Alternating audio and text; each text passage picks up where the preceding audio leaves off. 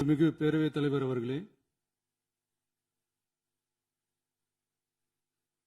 மாபெரும் தலைவர்கள் வழிநடத்திய மாண்பும் மாபெரும் வரலாற்று சிறப்பு கொண்ட இந்த சட்டமன்ற பேரவையின் 17வது சட்டமன்ற பேரவைக்கு நம்மையும் நம்ம தமிழக வெற்றி கழகத்தை சார்ந்த சட்டமன்ற உறுப்பினர்களையும் தேர்ந்தெடுத்து அனுப்பின நிரந்தரமாக என் நெஞ்சில் குடியிருக்கும் தாயன்புமிக்க தமிழக மக்கள் அனைவருக்கும்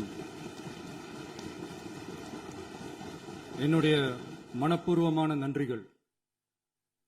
17வது சட்டமன்ற கூட்டத்தொடரின் முதல் ஆளுநர் உரையின் மீதான நன்றி தெரிவிக்கும் தீர்மானத்திற்கு பதிலுரை வழங்க வாய்ப்பளித்த மாண்புமிகு பேரவைத் தலைவருக்கு நம் வணக்கத்தை தெரிவித்துக் கொள்கிறோம்.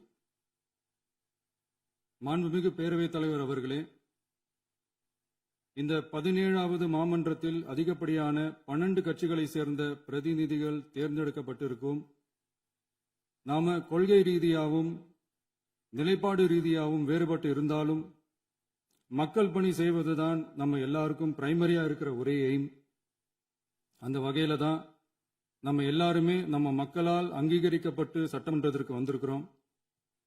அதனால நாம கருத்தால் வேறுபட்டாலும் மக்கள் சேவை என்ற நோக்கத்தில் நம்ம மாநிலம் சார்ந்த விஷயங்கள்ல நம்ம எல்லாரும் ஒன்றிணைந்து பயணிச்சா நம்ம தமிழ்நாடு என்னைக்கும் எதிலையும் முதன்மை மாநிலமாக திகழும். ஆளுநர் உரைக்கு நன்றி தெரிவிக்கும் தீர்மானத்தில் பேசின மாண்புமிகு உறுப்பினர்களுக்கு நன்றி. எதிர்த்து பேசினாதான் எதிர்கட்சின்னு ப்ரூவ் பண்ண முடியும்னு நினைச்சுக்கிட்டு பேசின எதிர்கட்சியை சேர்ந்த எதிர்கட்சி தலைவர் உள்ளிட்ட மாண்புமிகு உறுப்பினர்களுக்கும் வணக்கமும் நன்றியும். பதிலுரை வழங்குற அதே நேரத்தில் நம்மளை சட்டமன்ற உறுப்பினராக தேர்ந்தெடுத்த பெரம்பூர் தொகுதி மக்களுக்கு நம்மளோட நெஞ்சார்ந்த நன்றிகள். அதே மாதிரி ராஜினாமா பண்ணிட்டாலும் நம்மளை தேர்ந்தெடுத்த திருச்சி கிழக்கு மக்களுக்கும் இந்த மன்றத்தில் நம்மளோட நன்றியை பதிவு செய்கிறோம். அப்புறம் நம்மளோட அரசியல் பயணத்தை பத்தியும் கொஞ்சம் பதிவு செய்ய விரும்புகிறோம். நாம ஏதோ ஷூட்டிங்ல இருந்து நேரா வந்து சிஎம் ஆன மாதிரியே சில பேர் ஒரு இமேஜ் கிரியேட் பண்றாங்க. அவங்களுக்கு அவங்க ஆசைப்படுற லாங்குவேஜ்லயே சொல்றோம், அது வெறும் ரீல் தான், ரியல் கிடையாது. ஒரு சாதாரண நடிகனாக நம்ம கெரியர் தொடங்குச்சு. அப்புறம் அப்படியே சின்சியரா உழைச்சி மேல வந்தோம். நம்ம கெரியர்ல நாம மேல வந்ததுக்கு இந்த விஜய் ஒருத்தன் மட்டுமே காரணம் இல்ல, அவனோட உழைப்பு மட்டுமே காரணம் இல்ல. இந்த விஜயோட உழைப்புக்கும் உயர்வுக்கும் பின்னாடி இருக்கிற ஒட்டுமொத்த தமிழ்நாட்டு மக்களோட அன்பும் அரவணைப்பும் தான் காரணம்.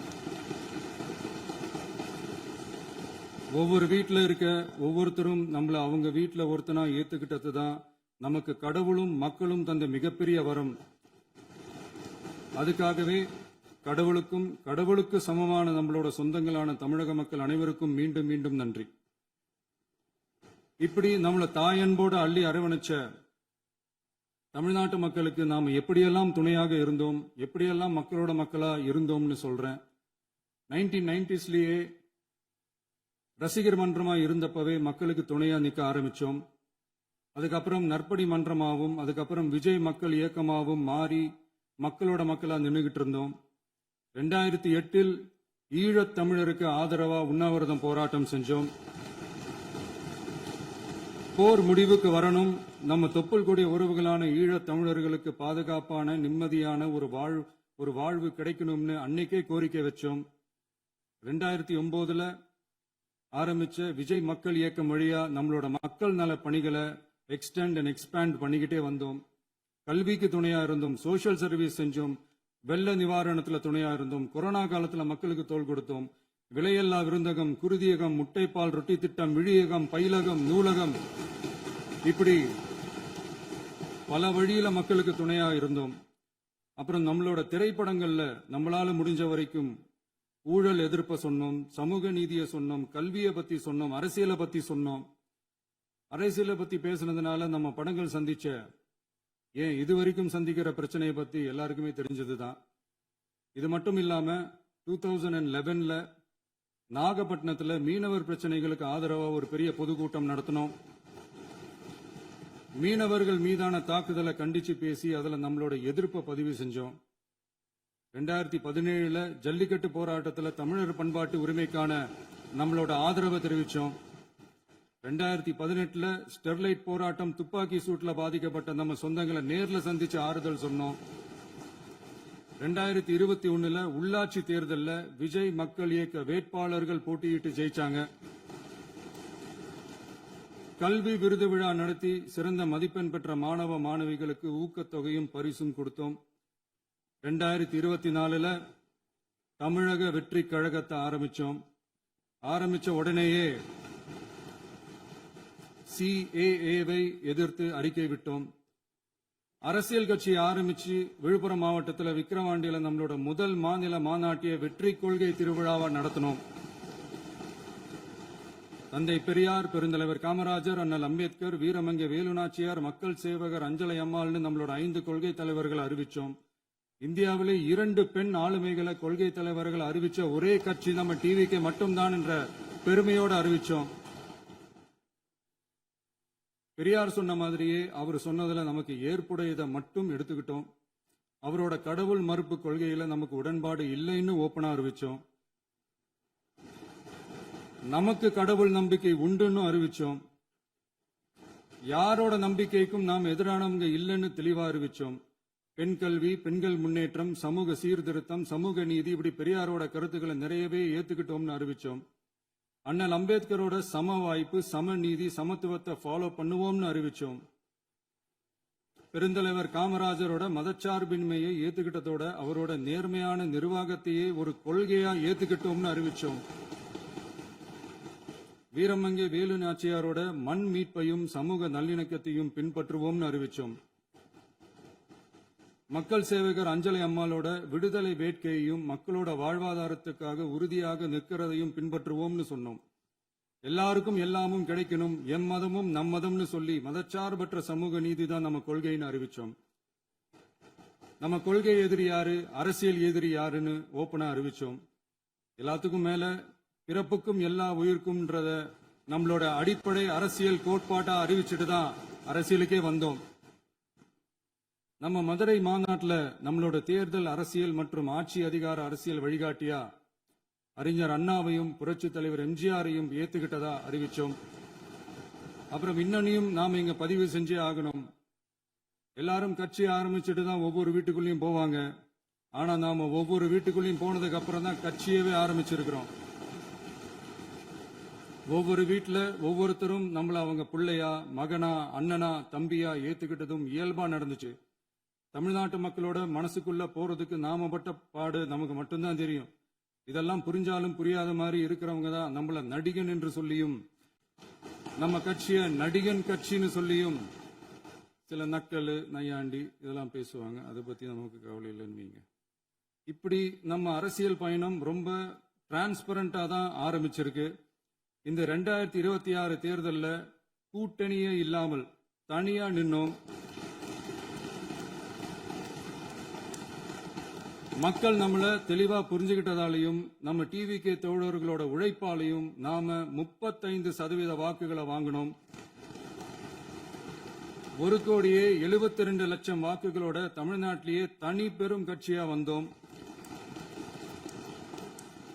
தமிழக மக்களாலையும் நம்மளோட ஆதரவு இயக்கங்களாலையும் இதோ இன்னைக்கு இங்க நம்ம டிவிகே ஆளும் கட்சியா உட்கார்ந்திருக்கிறோம்.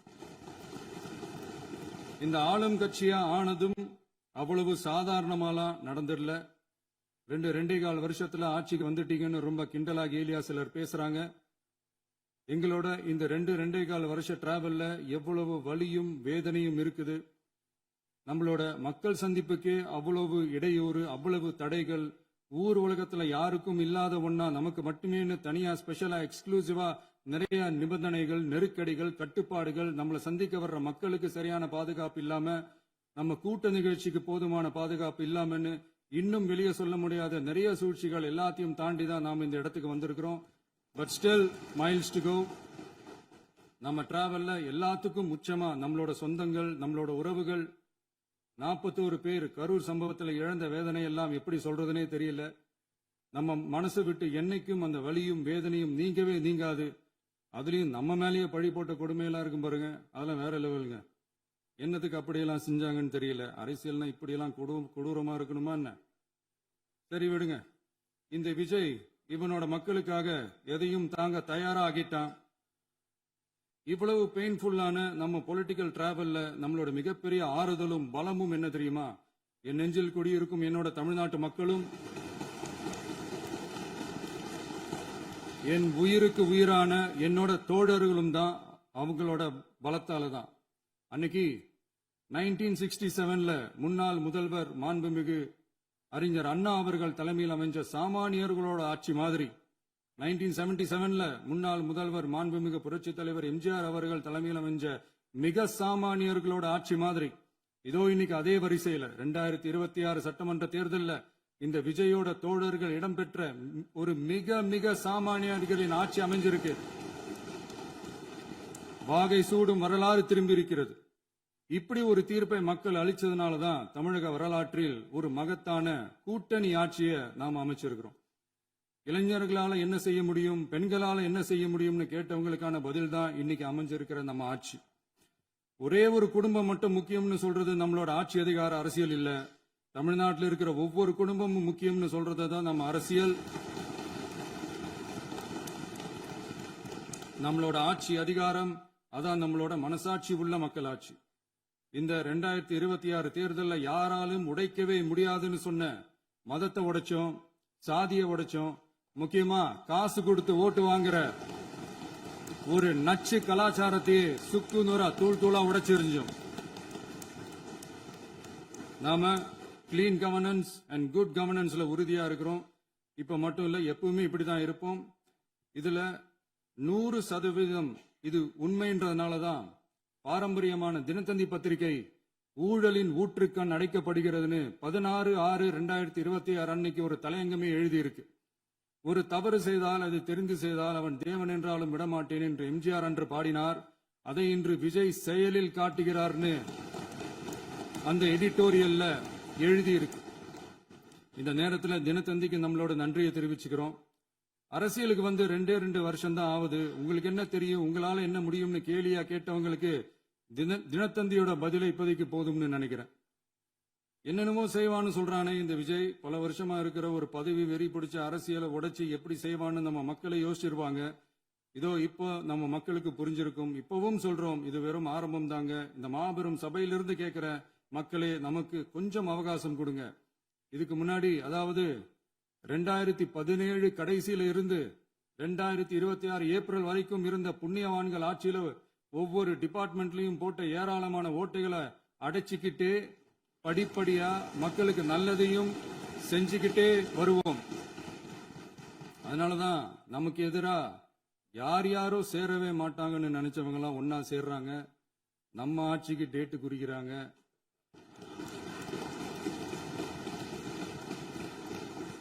சரி, அவங்கள நம்ம மக்களே பார்த்துப்பாங்க, அதை விடுங்க. நாம ஆட்சிக்கு வந்து சரியா 40 நாள் ஆகுது. அதுக்குள்ள என்ன செஞ்சீங்கன்னு கேக்குறாங்க. ஒரு லிஸ்ட் ஒன்னு சொல்றேன் கேளுங்க. பெண்கள் பாதுகாப்புக்காக சிங்கப்பெண் சிறப்பு படை, 200 யூனிட் வரை கட்டணமில்லா மின்சாரம், போதைப் பொருள் ஒழிப்புக்காக தனிப்படை, குறுவை நெல் சாகுபடியை ஊக்குவிப்பதற்காக 134.83 கோடி சிறப்பு தொகுப்பு திட்டம், வழிபாட்டு தலம், ஸ்கூல், பஸ் ஸ்டாண்டுன்னு அதுக்கு பக்கத்தில் இருக்கிற 717 மதுபான கடைகள் மூடப்பட்டன. அங்க வேலையில் இருந்தவர்களுக்கு வேறு கடைகளில் வேலை, கவனிக்கப்படாமல் விடப்பட்ட அம்மா உணவகங்கள் புதுப்பிக்கப்பட்டன. பத்திரப்பதிவு துறையில் பகல் கொள்ளைக்கு புல் ஸ்டாப் வைக்கப்பட்டுள்ளது. வருகையில்லா ஆவண பதிவு முறை கொண்டுவர உத்தேசிக்கப்பட்ட செயல்பாட்டில் உள்ளது. அரசு மற்றும் தனியார் மருத்துவமனையில் ஸ்கேன் மையங்களில் கருவுறுவதற்கு முன் மற்றும் பின் ஏற்படும் தவறுகளை கண்காணிக்கவும், மருத்துவ நிறுவனம் முறைப்படுத்தும் சட்ட விதிகள் பின்பற்றப்படுகிறதா என கண்காணிக்கவும், மருத்துவ மற்றும் ஊரக பணிகள் இயக்கத்தின் பயன்பாட்டிற்காக 40 புதிய வாகனங்கள் வழங்கப்பட்டுள்ளது. கூட்டுறவு வங்கியின் ஏழை எளிய மக்கள் வாங்கிய கடனுக்கு முதல் முத்தாய்ப்பாக ரூபாய் 2045 கோடி தள்ளுபடி வழங்கி ஆணையிடப்பட்டுள்ளது. ஒன்றிய அரசிடம் கேட்டுக்கொண்டதற்கிணங்க கடந்த 2 வருடமாக நிறுத்தி வைக்கப்பட்ட இருந்த ஜல் ஜீவன் மிஷன் திட்டம் புதுப்பிக்கப்பட்டு ஜல் ஜீவன் மிஷன் திட்டம் 2.0 நடைமுறைக்கு கொண்டு வரப்பட்டுள்ளது. 18,500 கோடி அளவில் உறுதியளிக்கப்பட்ட காஞ்சிபுரம் மாவட்டத்தில் மைய விரிவாக்க திட்டம், கோயம்புத்தூரில் மின்னணு பொருட்கள் மற்றும் மின்னணு அமைப்புகள் உற்பத்தி திட்டம், மற்றும் திருவள்ளூர் மாவட்டத்தில் காட்டுப்பள்ளி எல்என்டி கப்பல் கட்டும் தளம் விரிவாக்க திட்டத்திற்கு ஒப்பந்தங்கள் போடப்பட்டுள்ளன. அனைத்து நிர்வாக நடவடிக்கைகளும் மின்னணு முறையில் மாற்றம் கொண்டுவர நடவடிக்கை எடுக்கப்பட்டு வருகிறது. சட்டவிரோத கல்குவாரி மற்றும் அனுமதியின்றி கனிமங்களை எடுத்துச் செல்வது தடுக்கப்பட்டுள்ளது. பல்வேறு குவாரிகள் சீல் வைக்கப்பட்டுள்ளன. கனிமங்களை கண்காணிப்பது, எல்லைகளை நிர்ணயிப்பது மற்றும் ஆளில்லா விமானம் மூலம் அளவீடு செய்வது போன்றவற்றை செயல்படுத்துவதற்கான பணிகள் மேற்கொள்ளப்பட்டு வருகின்றன. அனைத்து துறைகளிலும் அலுவலர் தலையீடு இல்லாமல் லஞ்ச லாவண்யமற்ற தமிழகத்தை உருவாக்க அனைத்து நடவடிக்கைகளும் முடுக்கிவிடப்பட்டுள்ளது. இதெல்லாம் சாம்பிள் தான், இன்னும் இருக்கு. இந்த வெறும் 40 நாளுக்குள்ளேயே இவ்வளவு செஞ்சிருக்கோம்னா இனி வர்ற நாட்கள்ல கொஞ்சம் கொஞ்சமா படிப்படியா ஸ்டெடியா உழைச்சி லஞ்ச லாவண்யம் இல்லாத, ஊழல் இல்லாத, பெண்களுக்கு பாதுகாப்பான, சுதந்திரமான, டிரான்ஸ்பரண்டான தமிழ்நாட்டை நம்ம சொந்தங்களான தமிழக மக்களுக்கு தர்றது தான் நம்மளோட ஒன் அண்ட் ஒன்லி டார்கெட். கண்டிப்பா அதை நிறைவேற்றியே காட்டுவோம். 8 கோடி மக்கள் நம்மளோட இருக்கிறப்போ ஏங்க இதை செய்ய முடியாது? மாண்புமிகு பேரவைத் தலைவர் அவர்களே, தமிழ்நாட்டின் கருவூலம் எப்படி திசை மாறி உருமாறி தேய்ந்து ஓய்ந்து கிடைக்கிறதுன்னு சொன்னாங்க. திசை மாறி உருமாறி தேய்ந்து ஓய்ந்துன்னு வசனம் மாதிரி ரைமிங்கா இல்லாம வளமான இலக்கியமா இதே சபையில பேசினவங்களோட திறமையான ஆட்சியில நடந்த நிதி மேலாண்மையை பத்தி வெள்ளை அறிக்கையா வெளியிட்டோம். வெள்ளை அறிக்கை வந்ததிலிருந்தே கண்ணை கட்டுதுங்க. அந்த காலத்துலதான் பிள்ளையோ பிள்ளை, தொல்லையோ தொல்லைன்னு சொன்னாங்க. அதே மாதிரி தாங்க அவங்க ஆட்சியாலையும் அவங்களாலையும் இன்னைக்கு தமிழ்நாட்டுக்கே தொல்லையோ தொல்லை. இப்படி ஒரு நிலைமையை உண்டாக்கி வச்சுட்டு இவங்க சொல்றாங்க நமக்கு ஆட்சி செய்ய தெரியாதுன்னு. நம்ம அமைச்சர்களுக்கும் நம்ம சட்டமன்ற உறுப்பினர்களுக்கும் ஒன்னும் தெரியாதுன்னு. ஆமாங்க, எங்களுக்கு தெரியாதுதான். எங்க சட்டமன்ற உறுப்பினர்களுக்கும் அமைச்சர்களுக்கும் மக்கள் பணி செய்ய தெரிஞ்ச அளவுக்கு மக்கள் பணத்தை சுருட்ட தெரியாதுதான்.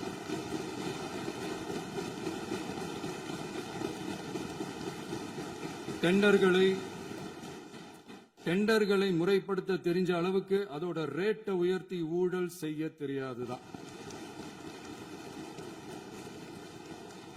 பதவி உயர்வு வழங்கவும் பணி இடமாற்றம் கலந்தாய்வு நடத்தவும் தெரியுமே தவிர பதவி உயர்வுக்கும் பணியிட மாற்றத்திற்கும் பணம் பறிக்க தெரியாதுதான். புதிய பணியிடங்கள் உருவாக்க தெரியுமே தவிர அந்த பணியிடங்களை பணத்துக்கு விற்க தெரியாதுதான். கோயில்கள்ல நடக்கிற நிர்வாக சீர்கேட்டை தடுக்க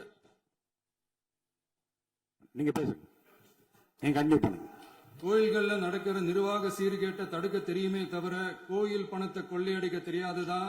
தங்கத்தை உருக்கி தாரை வார்க்க தெரியாதுதான். கனிம வளத்தை பாதுகாக்க தெரிஞ்ச அளவுக்கு கனிமத்தை வித்து கொள்ளையடிக்க தெரியாதுதான். அரசு வருமானத்தை அரசு கஜானாவுக்கு மாத்த தெரிஞ்ச அளவுக்கு அந்த பணத்தை தனிப்பட்ட கஜானாவுக்கு மடை மாத்த தெரியாதுதான். போதை கலாச்சாரத்தை தடுக்க தெரிஞ்சவங்களுக்கு போதை கலாச்சாரத்தை வளர்க்க தெரியாதுதான். நம்ம குடும்பத்தில் இருக்கிற பாட்டி, அம்மா, அக்கா, தங்கச்சி, குழந்தைங்களை, பெண்களை மதிக்க தெரிஞ்சவங்களுக்கு ஓசி பஸ், 1000 ரூபாய் கேஸ், இப்படிலாம் பேச தெரியாதுதான். எங்க உறுப்பினர்களுக்கும் அமைச்சர்களுக்கும் மக்கள் சேவை தெரிந்த அளவிற்கு சுயநல தேவையை செஞ்சிக்க தெரியாதுதான். அதனாலதான் சொல்றோம், எங்களை பார்த்து எதுவும் தெரியாதுன்னு சொல்றவங்களுக்கு சொல்றோம், இதெல்லாம் எங்களுக்கு தெரியாதுதான். உங்களை மாதிரி முறைகேடுகளை செய்யறத நாங்க தெரிஞ்சுக்கவும் போறதில்ல, தெரிஞ்சுக்கவும் ஆசைப்படல.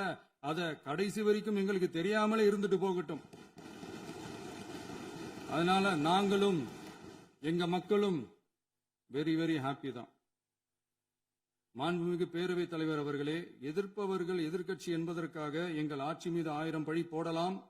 ஆனாலும் தமிழக மக்களுக்கு உண்மையை உணர்த்த வேண்டியது நம்மளோட கடமை. மின்வெட்டை பொறுத்தவரை தமிழ்நாடு மின்மிகை மாநிலமாக இருந்தாலும் கடந்த காலங்களில் ஏற்பட்ட நிர்வாக குளறுபடிகளும் மின்சார சாதனங்கள் மற்றும் மின் மாற்றிகளில் ஏற்படும் பழுதாலும் வேண்டுமென்றே சிலரின் நடவடிக்கைகளாலும் இந்த மின்வெட்டிற்கு காரணமாக உள்ளது. மின் விநியோக மீட்பு நடவடிக்கைகளை ஒருங்கிணைப்பதற்காக எதிர்பாராமல் இரவு நேரங்களில் ஏற்படும் மின் தடங்களை விரைந்து சரி செய்வதில் 10 உயர்மட்ட கண்காணிப்பு குழுக்கள் மற்றும் 125 சிறப்பு மின் தடை நீக்க ரோந்து வாகனங்கள் வழங்கப்பட்டு 24 மணி நேரமும் கண்காணிக்கப்படுகிறது. கூடுதலாக தற்போது 77 புதிய மின் தடை நீக்க மையங்களும் உருவாக்கப்பட்டுள்ளன. விரைவில் இந்த மின்வெட்டு நிலைமை அறவே நீக்கப்படும். மாண்புமிகு பேரவைத் தலைவர் அவர்களே, நம்ம விவசாயிகள் எல்லாரும் நம்மள நல்லா புரிஞ்சுக்கிட்டு தமிழக வெற்றி கழகத்தை ஏத்துக்கிட்டாலும் எதிர்க்கட்சிகளோட தூண்டுதலால சில இடங்கள்ல சில போராட்டங்கள் நடக்குது. எதிர்க்கட்சிகள் என்னதான் சித்து வேலை செஞ்சாலும் விவசாய பெருமக்கள் எல்லாரும் நம்ம ஆட்சி அவங்களுக்கான ஆட்சி தான் நல்லா புரிஞ்சுதான் வச்சிருக்கிறாங்க. இந்த வருஷம் எல்னினோ விளைவா எப்பவும் இருக்கிறத விட இந்த டைம் மழை குறையுங்கிறதையும் நம்ம விவசாயிகள் உணர்ந்துதான் இருப்பாங்க. இருந்தாலும் நம்ம அரசு நம்ம விவசாயிகளோட வாழ்வாதாரத்துக்காக பக்கபலமாகவும் உறுதியாகவும் துணை நிற்கும்ங்கிறத தெரிவிச்சுக்கிறோம்.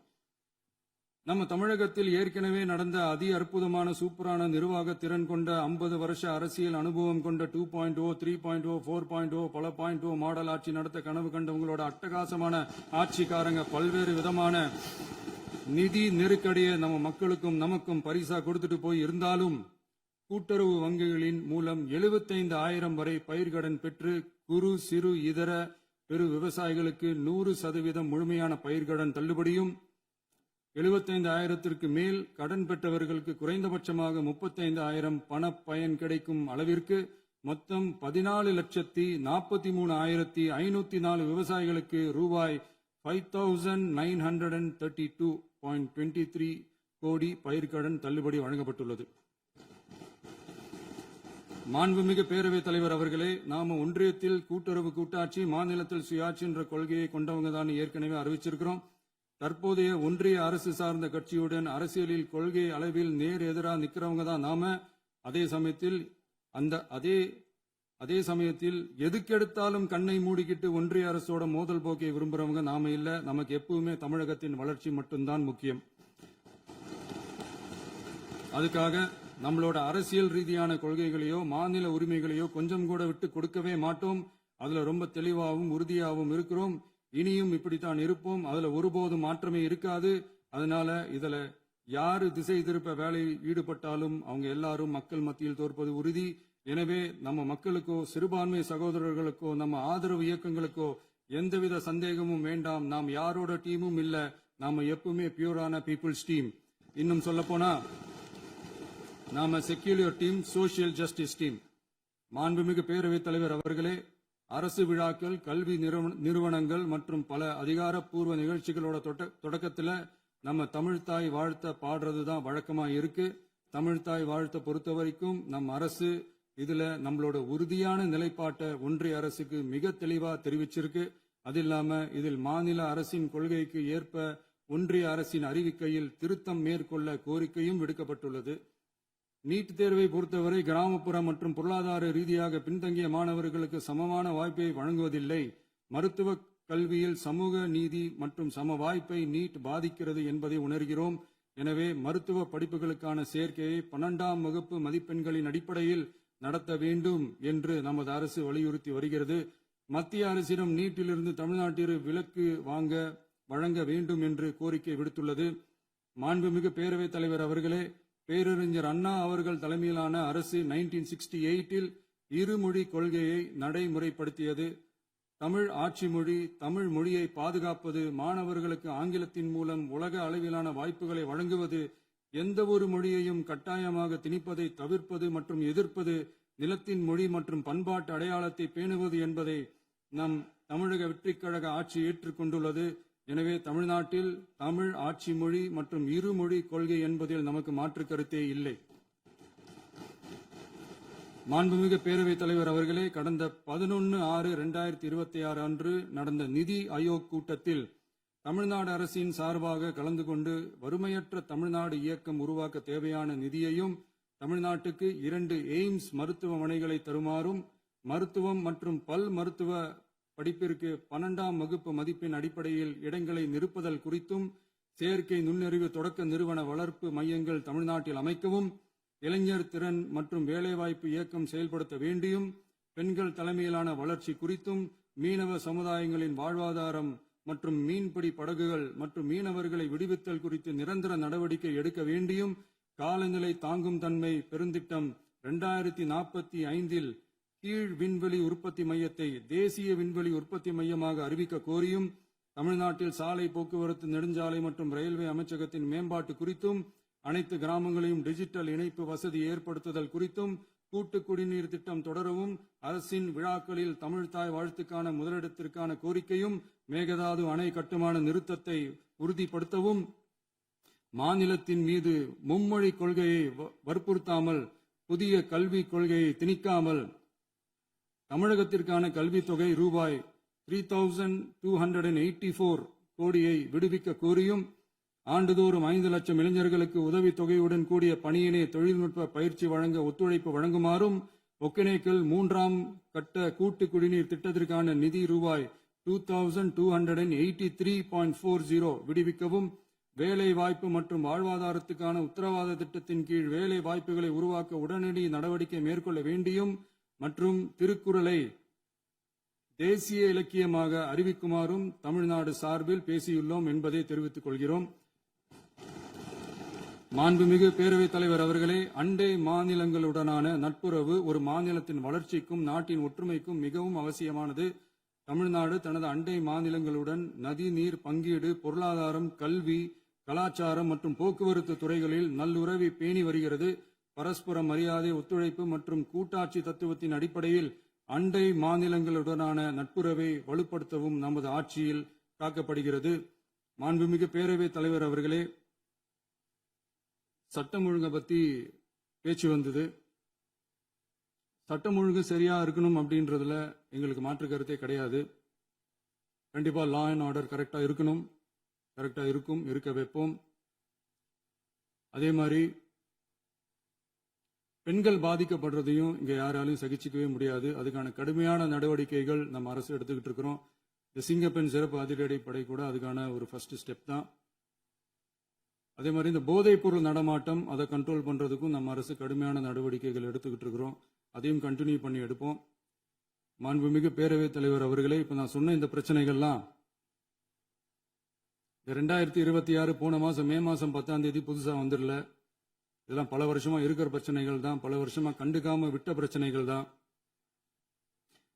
இன்னைக்கு எதிர்கட்சிக்காரங்க அதை பத்தி கேட்கும் போது எனக்கு அது அக்கறையா தெரியல, அவதூறு அரசியலா தான் தெரியுது, பழி போட்ட அரசியலா தான் தெரியுது. இப்படி அவதூறு பழி போடுறவங்களை பார்த்து ஒண்ணு தான் கேட்கணும்னு தோணுது. கடந்த 9-10 மாசமா நம்ம ஸ்டேட்ல சட்டம் ஒழுங்கு டிஜிபியே இல்ல. சட்டம் ஒழுங்கு டிஜிபியை போடுங்கன்னு சொல்லி எல்லாம் ஓஞ்சி போயிட்டோம். போன ஆட்சியில நடந்ததுக்கெல்லாம் இப்பதான் விடையே கண்டுபிடிக்கிறோம் நம்ம ஆட்சியில்.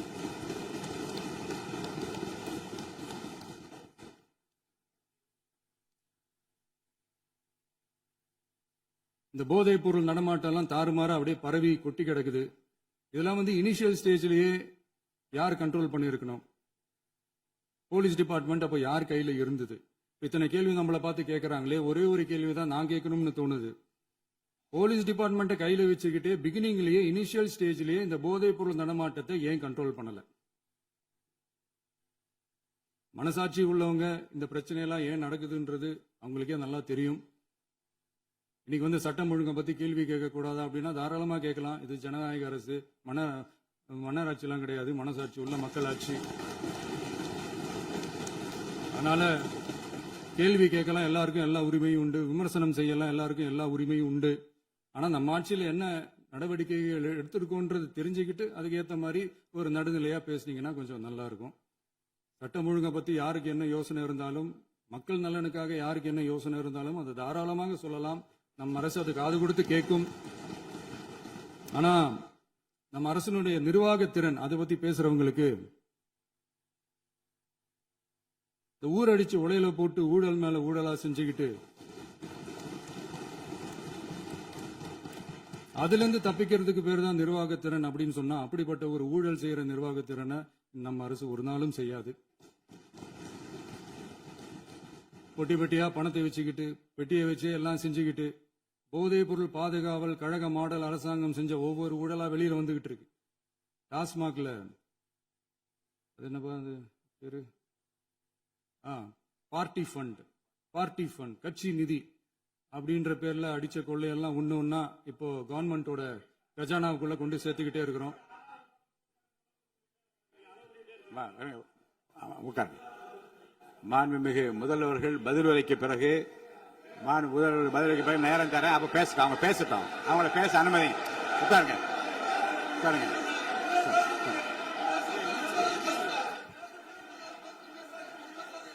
மாண்புமிகு அலோவ் பண்றேன் உட்காருங்க. மாண்பு உறுப்பினர்கள் சொல்றேன், கட்சி நிதின்ற பேர்ல அடிச்ச கொள்ளைய ஒன்னா கவர்மெண்டோட கஜானாக்குள்ளேயே கொண்டு சேர்த்துக்கிட்டே இருக்கிறாங்க. இப்பவும் சொல்றேன், மக்கள் பணத்துல இருந்து ஒரு பைசா கூட தொடமாட்டோம், தொடவும் விடமாட்டோம், தொட்டா விடமாட்டோம், இதுக்கு முன்னாடி தொட்டவங்களையும் விடமாட்டோம்.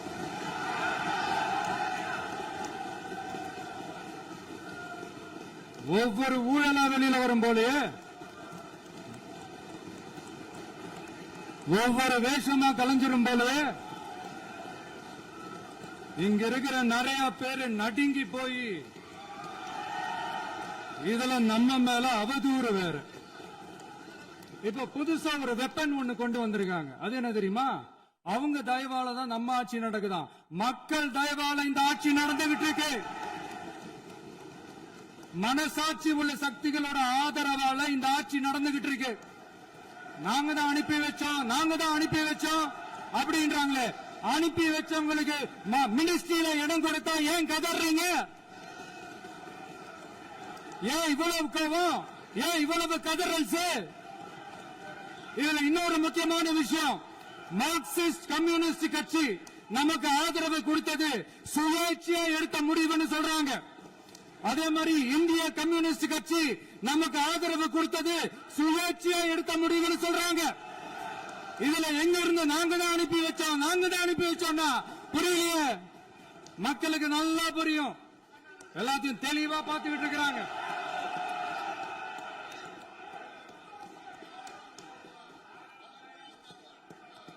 முதலமைச்சர் கண்டினியூ பண்ணலாம். மாண்பு முதலமைச்சர்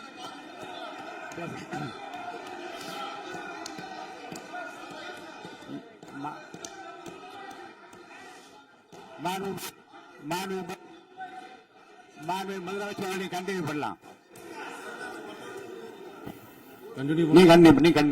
நீ கண்டினியூ பண்ணலாம்.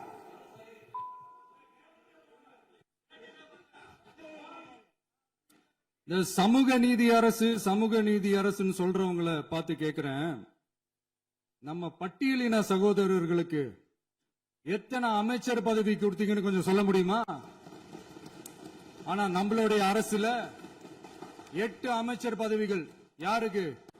நம்ம பட்டியலின சகோதரர்களுக்கு. எல்லாம் நம்ம அண்ணன், நம்ம தம்பி, நம்ம தங்கச்சிங்க. அண்ணல் அம்பேத்கர் அவர்களுடைய கிட்டத்தட்ட 100 ஆண்டு கால கனவு இப்ப நிறைவேறி இருக்கு. நான் ஏன் கொஞ்சம் சவுண்டா பேசுறேன் அப்படின்னா அவங்களுக்கு கேட்கணும்ன்றதுக்காக தப்பா எடுத்துக்காது. அதே மாதிரி பெண்களோட பாதுகாவலர் நாங்க தான் அப்படின்னு சொல்லிக்கிறவங்களை கேட்கிறேன், எத்தனை பெண்களுக்கு அமைச்சர் பதவியில இடம் கொடுத்தீங்க கொஞ்சம் சொல்ல முடியுமா? எங்க அரசுல 4 சகோதரிகளுக்கு அமைச்சர் பதவி கொடுத்திருக்கிறோம்.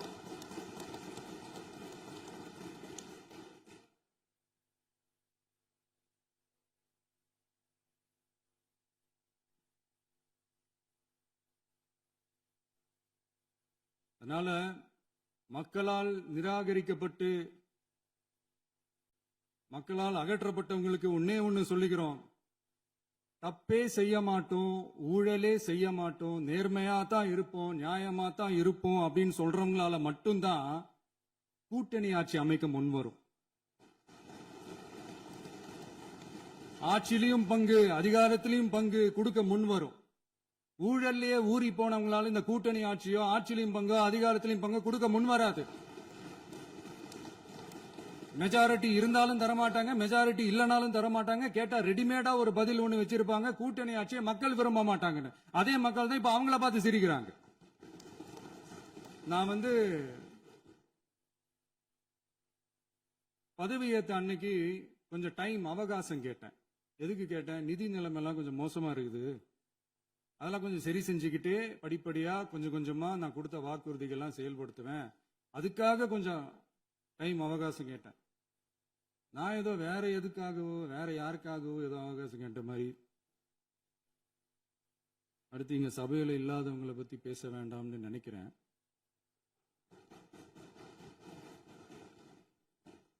இங்க நம்மளை பத்தி அவதூறு பரப்புறதோட மட்டும் இல்லாம இப்ப நம்ம மக்கள் மேலேயும் அவதூறு பரப்ப ஆரம்பிச்சிட்டாங்க. மக்கள் நமக்கு ஓட்டு போட்டது தப்பான், குடும்பம் குடும்பமா நமக்கு ஆதரிச்சது தப்பான். இது இப்ப இல்ல, நான் சொல்றது எம்ஜிஆர் அவர்கள் காலத்திலிருந்தே. அப்பவே அவர் ஜெயிச்சப்போ அதே மக்களை தப்பு தப்பா பேசுறது. மக்கள் என்ன பண்ணிட்டாங்க, எம்ஜிஆர் என்ன பண்ணிட்டாரு, எம்ஜிஆர் என்ன இது பண்ணிட்டாரு. 50 வருஷமா ஒரே டெக்னிக்கா.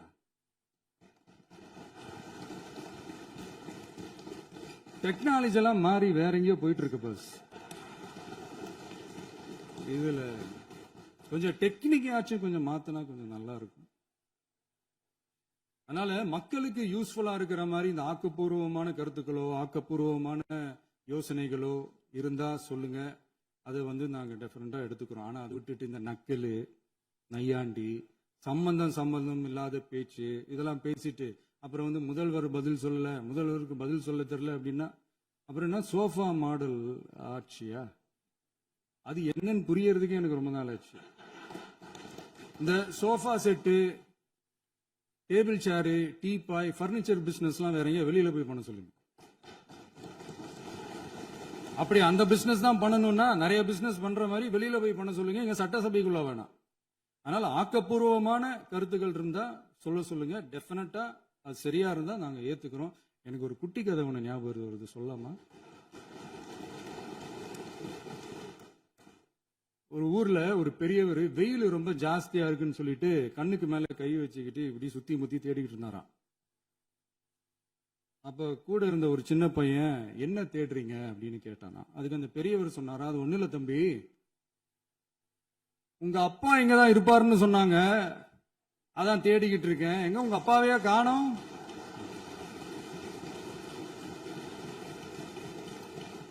இல்லங்க, எங்களுக்கும் நக்கலா நையாண்டியா சம்பந்தம் இல்லாத குட்டி கதை இதெல்லாம் எங்களுக்கும் பேச தெரியும். அந்த கதையில பெரியவர் அப்படி சொன்னாராம், தப்பா எடுத்துக்காதீங்க. அந்த கதையில பெரியவர் அப்படி கேட்டாராம். அதனால யாரும் இங்க டென்ஷன் ஆக வேணாம். அதனால இன்னொரு இந்த என்னுடைய உரையை முடிக்கிறதுக்கு முன்னாடி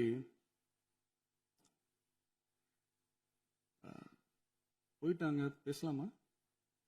நிறைய உங்க கருத்துக்களை நீங்க முழுமையாக மன நிறைவோடு பேசலாம். டிவியில பார்க்கணும். சரி, அதான் 5 நிமிஷம் பேசுனதுக்கே கொளத்தூரி இந்த ஆட்டம் ஆயிடுச்சு. பேசுனா அப்புறம் என்ன பண்றது? கடைசியா நான் இந்த உரையை முடிக்கிறதுக்கு முன்னாடி ஒரு முக்கியமான ஒரு விஷயம் பத்தி சொல்லணும். ஆளுநர் உரை அன்னைக்கு இந்த தமிழ் தாய் வாழ்த்துக்கு அப்புறம் தேசிய கீதம் பாடினது தப்பு, தேசிய கீதம் 2 முறை பாடினது தப்பு, அப்படி ஒரு நிகழ்வு இதுக்கு முன்னாடி இந்த சட்டசபையில நடந்ததே கிடையாது, அந்த மரபையே மாத்திட்டீங்க, இப்படி ஒரு பெரிய ஒரு போர் மாதிரி எதிர்கட்சி சார்ந்தவங்க எல்லாம் சொன்னாங்க இல்லையா? அந்த மாநில உரிமை போராளிகளை, அந்த மரபு காக்கிற உரிமை போராளிகளை ஒரே ஒரு கேள்விதான் கேட்கணும். 2021 ஆகஸ்ட் 2 ஞாபகம் இருக்கா?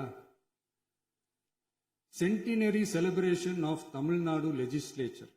அந்த ஃபங்க்ஷன்ல நம்ம முன்னாள் முதலமைச்சர் கருணாநிதி அவர்களோட கலைஞர் அவர்களுடைய கலைஞர் அவர்களுடைய புகைப்படத்தை மாண்புமிகு குடியரசுத் தலைவர் திறந்து வைக்கிற ஒரு ஃபங்க்ஷன். அந்த ஃபங்க்ஷன்ல national anthem followed by Tamil Thai Vazhthu அப்படின்னு அறிவிச்சது ஞாபகம் இருக்கா? அதாவது தேசிய கீதத்துக்கு அப்புறமா 2வது முறையா, நோட் திஸ் பாயிண்ட் மாண்புமிகு பேரவைத் தலைவர் அவர்களே, பிளீஸ் நோட் திஸ் பாயிண்ட். தேசிய கீதத்துக்கு அப்புறம் 2வது முறையாக தமிழ் தாய் வாழ்த்து பாடப்படும் அப்படின்னு சொன்னது ஞாபகம் இருக்கா? அதுவும் முத்தமிழ் அறிஞர் அப்படின்னு சொல்ற நம்ம கலைஞர் அவர்களுடைய அந்த புகைப்படம் வெளியிட்டு விழாவில் அவர் இருந்த இதே சபையில தமிழ 2வது இடத்துக்கு தள்ளினது யாருன்னு ஞாபகம் இருக்கா?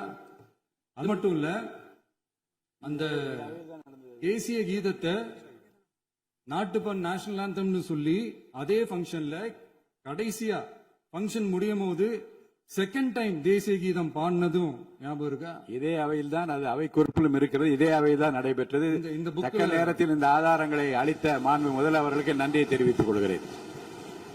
டவுட் இருந்தா இந்த புக்கை பார்த்து தெரிஞ்சுக்கலாம். அதனால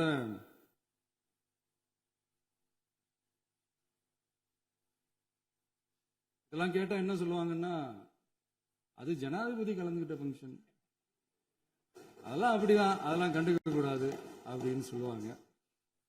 இதே மாதிரிதான் பேசுறது ஒண்ணு, செய்யறது ஒண்ணு, செய்யறது ஒண்ணு, பேசுறது ஒண்ணு. இதெல்லாம் மக்கள் பார்த்துக்கிட்டு இருக்காங்க. எலெக்ஷனுக்கு முன்னாடி தான் அப்படி செஞ்சுக்கிட்டு இருந்தாங்க. இப்போ எலெக்ஷனுக்கு அப்புறம் அதே தான் செய்யறாங்க.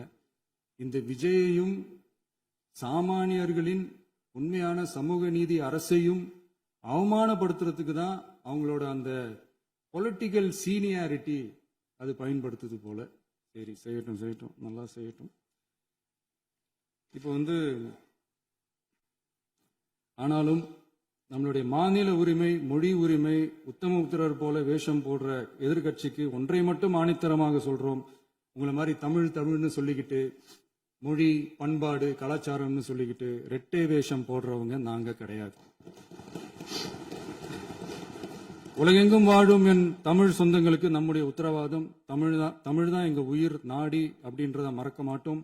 இப்பவும் சொல்றோம், மாநில உரிமையில எப்பவும் உறுதியா இருப்போம். அதே சமயத்துல அரசியல் வேற, ஒன்றிய மாநில அரசுகளுக்கு இடையே இருக்கிற நிர்வாக அணுகுமுறை வேற. இதுல நாங்க ரொம்ப தெளிவா இருக்கிறோம். அதனால எங்களுக்கு பாடம் எடுக்கிறதா நினைச்சுக்கிட்டு உங்க வேஷத்தை நீங்களே கொஞ்சம் கொஞ்சமா கலைச்சுக்கிட்டே வர்றீங்க, மறந்துடாதீங்க. அப்புறம்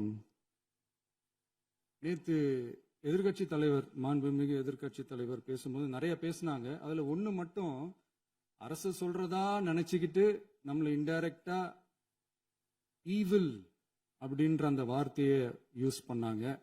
எனக்கு ஒன்னே ஒண்ணுதான் சொல்லணும்னு தோணுது.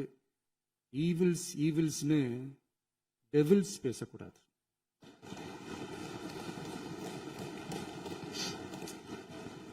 அவங்க இருந்திருந்தா ஒரு ஆக்ஷன் பண்ணணும்னு எனக்கு தோணுச்சு. எல்லாரும் போயிட்டாங்க. பர்மிஷன் பண்ணலாமா? இப்பவும் பண்ணலாம், ஒன்றும் தப்பு இல்லை.